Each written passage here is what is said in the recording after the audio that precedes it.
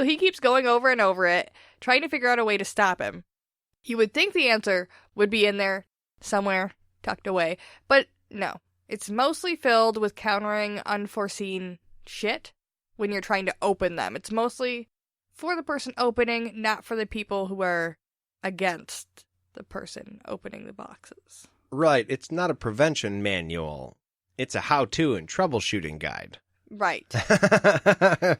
And a how-to is just a small chunk of it. The troubleshooting guide is most of it. Like, look, this is all the shit that could go wrong and how you deal with that. Because you have to get this thing exactly right. There's no good enough when it comes to the magic of Orden. Right. It's gotta be fucking precise. There's angles of stars, it's mentioned, and like it's pretty in detail shit. But Richard can't really cause any of those problems that could cause a problem for Ro. They're all, like you said, angles of star signs, weather, all this shit that he can't control. He has no say in. Which is a huge bummer. Because you don't have to find the box yourself. You just have to play keep away. And so it would make sense, like, okay, I either keep the box away from him, or I fuck up his chances of opening the right box. Both of those things are pretty well out of the question right now for Richard, and he still has to figure it out. He's confused, he gets flustered, and he tells himself, look, stop being an idiot, stop thinking of the problem, and think of the solution. Mm-hmm. Which is something Jade tells me quite often. And frustrates me till no end. But that doesn't make it any less true. It helps. It does. It does. After a moment of, I don't want to fucking, yeah, okay. I get it. But it helps. And he kind of starts over. He starts thinking about the book. And he thinks about the very first words in the book. Because he's been repeating it to himself as they walk to keep himself busy, apparently. And he thinks of the first sentence in the book. Verification of the truth of the words of the book, if spoken by another, can only be ensured by the use of a confessor. That's like a confusing statement. When I first read it, I was like, wait, what? And I had to listen. Or actually, when I first read it, I had to go back and reread it like a few times. How lucky is it that Richard has this book, this secret knowledge in his head about this thing that pertains to the thing his new arch nemesis is trying to achieve. And also that the thing that the arch nemesis needs to verify the truth of the secret information in his head is also the thing that he's traveling with. Let's not forget the person who, I'm not assuming created the power of Orden, but the person who has the greatest knowledge of Orden would be Zed, and he's not with him now, but he's totally on his side. What are the chances that all of these people just came together and boom, all the parts are right here and ready to use? That's what makes Richard the one. He's so special. It was a 1 in a million chance that all these things lined up, and fate happened. Fate, huh? Yeah. Huh. Well, I don't know how I feel about that, Jitty. So, Kahlan gets a drink, and then Richard sees something as he bends to soak a cloth in the stream. It looks like a person's shadow hiding behind a tree, but it's not moving. Kahlan had kept walking, so he had to, jog a little bit to catch up to her, and he put a hand on her back so that, she couldn't stop, and was like, take a look through the trees. What the fuck is that? Yeah, I thought the hand on the back so she couldn't stop moving was interesting, because is this thing ahead of them or off to the side of the path that they're on? I believe it's off to the side. Okay, so if it's off to the side, they just don't want to stop and have this thing potentially get closer to them. So they want to keep moving, get out of its range. Part of me almost feels like somebody like Richard would stop. And just, not for a long time, but I don't think it would be a terrible thing to stop for a second and take a look at it and see if it does it move when we stop? Yeah, it would make sense that he would stop for a second to make sure that the thing he thinks he sees is actually something he sees. Much like if he were drinking beer with us. Yeah, that might be a little bit of a long night for Richard. Yeah. Well, he just gets bit by a vine and gets all spinny. I mean, come on, man. You can't hang. It's a little poison. It's a little poison. I'm just kidding. Well, the absolutely not poison that we are drinking tonight is Crack-a-Lacka Milkshake Stout. Once again by Rochester Mills Beer Company for our 12 Beers of Christmas. This is a coffee milk stout, ale brewed with milk sugar, cocoa nibs, and coffee beans. It's also cold brewed with white pine coffee. Now, I've never had white pine coffee, but if this beer is good, I'm probably going to go scoop some up, or at least try and find it. Fun little fact, I didn't get Jade into stout beer until I got Jade into drinking coffee. Now, it's true, like a lot of coffee drinkers, Jade prefers heavy cream. And I can't blame her for that, because it is fucking tasty.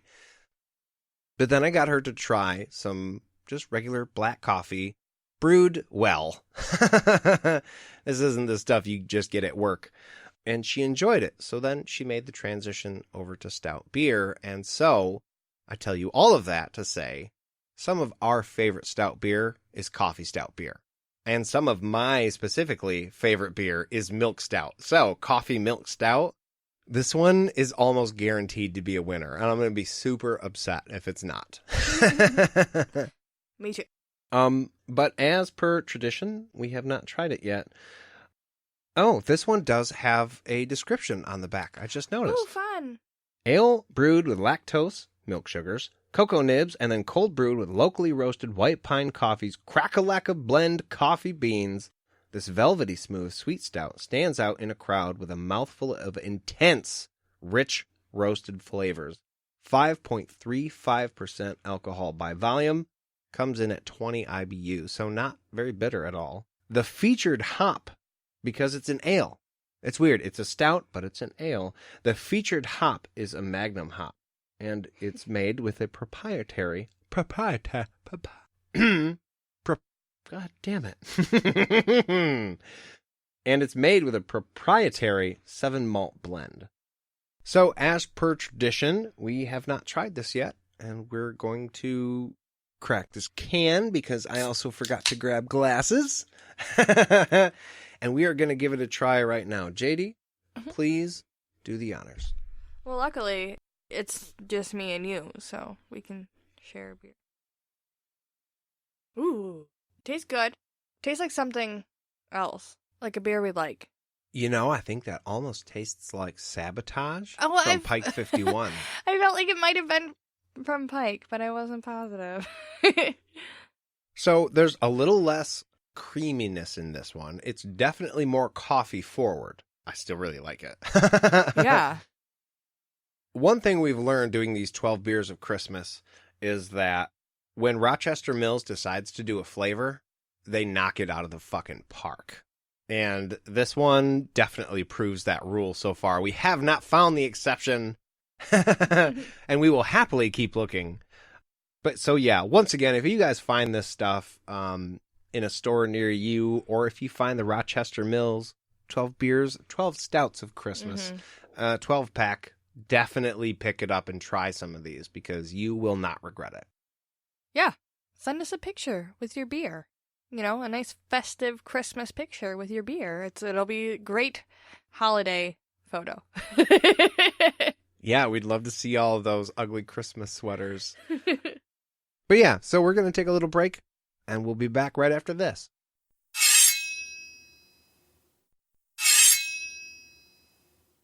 And we're back.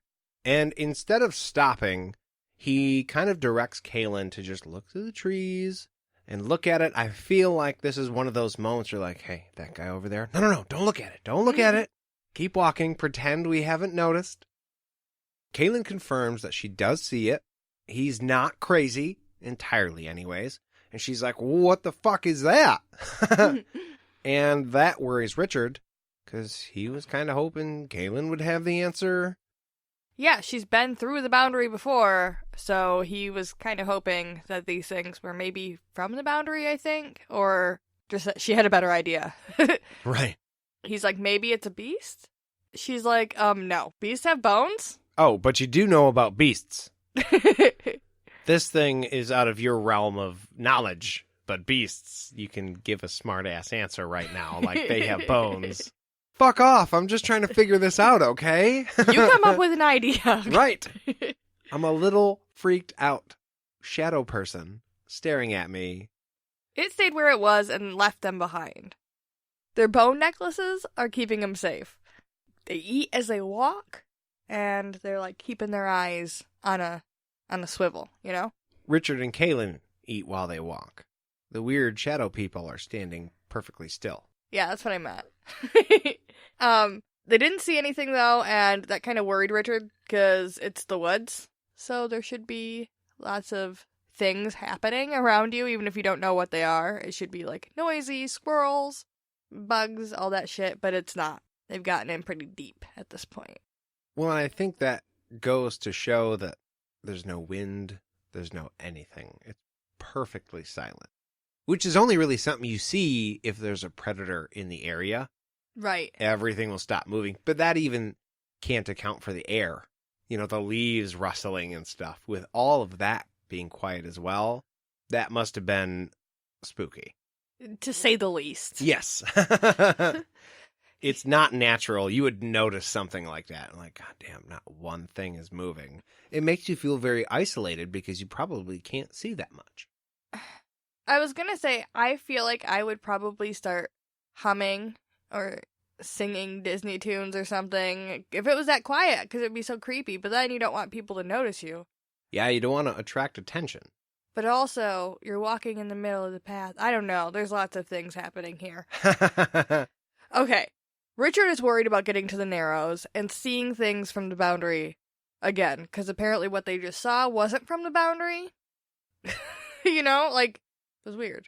Yeah, well, yeah, it was weird. The thought of seeing his father again is terrifying, and he knows he has to, like, steel himself against it. Yeah, what a terrible fucking thing to know that you're going to have to come up against. Like, anybody you know that's dead is going to beg you to join them on the other side, so he's obviously planning on seeing his dad. Yeah. And concerned about what he's going to do when he sees him, because he's not sure how he's going to react. He didn't react super great the first time. No. And I mean, I feel like it is getting, like, sad and ominous that we're thinking, but I feel like I'd start getting angry about it at this point. I'd start being like, yeah, fuck those shadow people. I'm going to fuck them up. Anybody I see, except Kahlan, is getting their head chopped off. It would be easy to get into that mindset, I'm sure. Plus, he's got the sword, which only pisses him off more. Right. And righteously so, especially righteously so. So, I definitely see where you're coming from. And he starts thinking about Kahlan potentially being pulled back to the underworld, and the fact that he doesn't really think the bone necklace is going to help a whole lot when they get that close to the boundary. So, even more reason for him to get, like you said, righteously angry. This is his lady. Or the lady he wishes was his lady. Right. The maybe, hopefully, / it's complicated magically. Lady. Yeah, lady.